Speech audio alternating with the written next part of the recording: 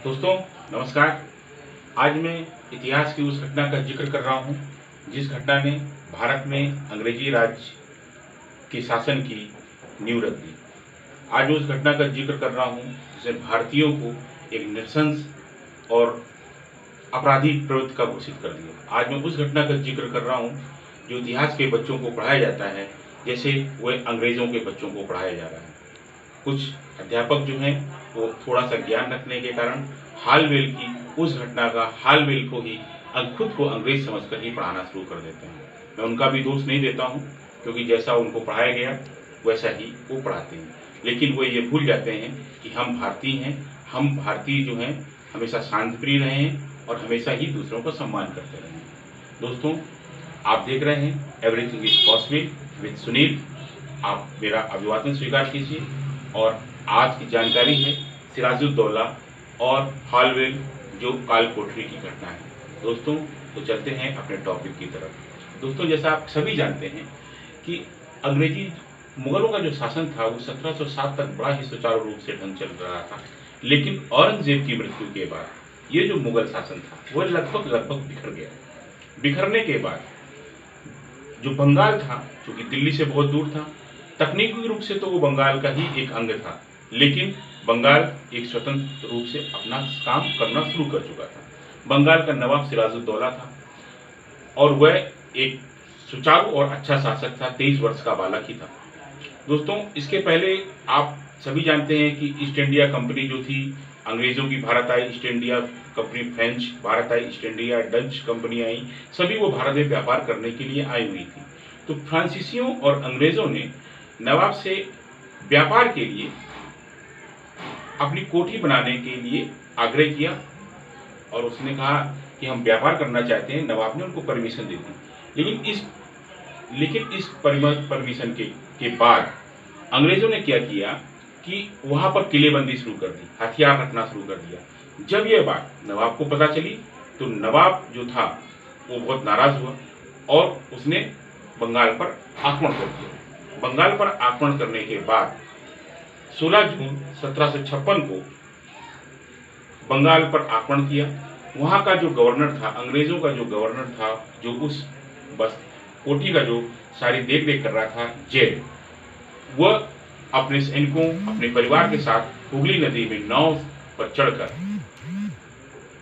Madras residency की तरफ चला गया। जाने से पहले उसने अपने एक मातहत जो अनुभवहीन था हालवेल, जेड हालवेल को सारी जिम्मेदारी दी थी। इधर 20 जून को बंगाल के जो नवाब सिराजुद्दौला के सैनिक थे उन्होंने किले को तोड़ दिया और बंगाल पर फोर्ट विलियम जो उनका किला था उस पर कब्जा कर लिया।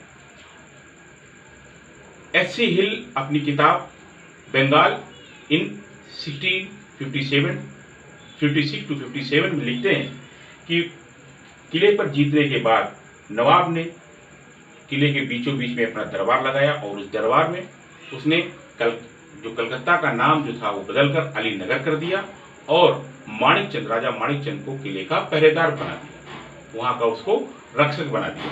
इसके पश्चात बंगाल में सैनिक जो थे उन्होंने लूटमार शुरू कर दी, लेकिन नियंत्रित रूप से उन्होंने लूटमार प्रारंभ कर दी।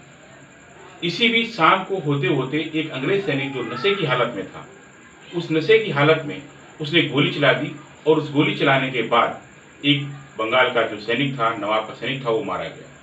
यह बात नवाब को पता चली।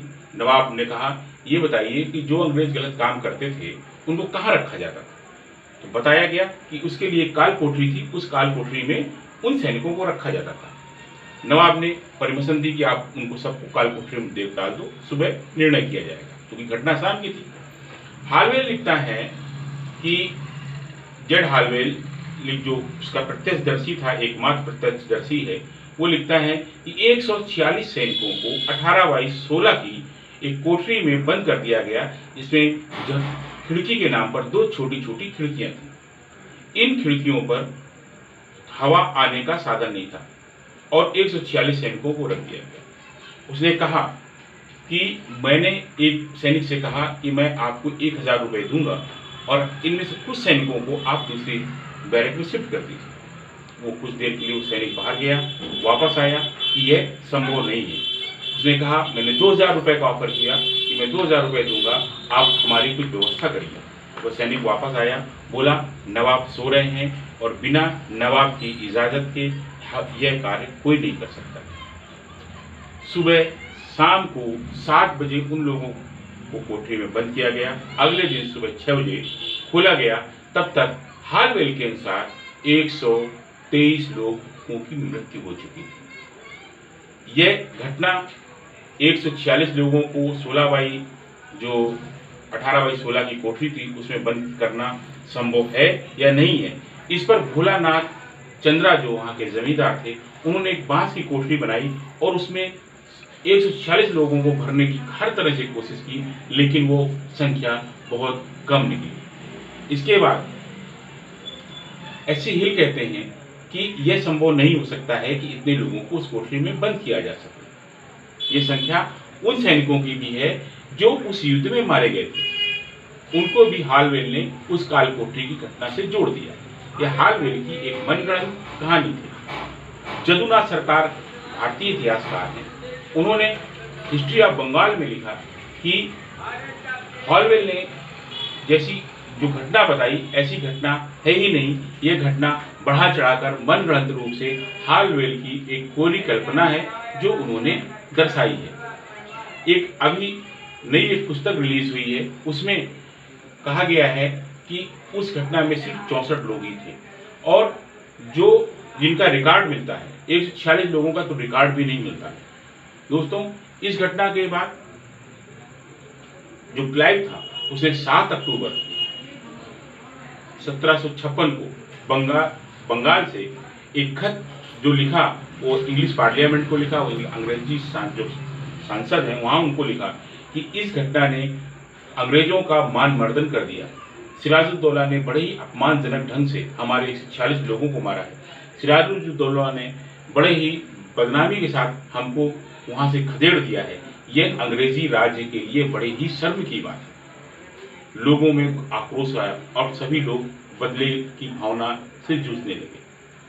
ये वह पटकथा थी जो 1757 के प्लासी के युद्ध के पहले लिखी गई थी। ये प्लासी का युद्ध जो था वो इसी घटना को लेकर किया गया। उसको एक एविडेंस मिला, अंग्रेजों को एक साक्ष्य मिला और उस साक्ष्य के आधार पर उन्होंने 1757 के युद्ध को आगे लड़ा। दोस्तों, ये 1757 का युद्ध जो था भारत में अंग्रेजी राज्य का प्रवेश द्वार भी कहते हैं, इसको ताले की चाबी भी कहते हैं। दोस्तों, मेरा वीडियो अच्छा लगा हो चैनल को लाइक करें, सब्सक्राइब करें। जय हिंद, वंदे मातरम।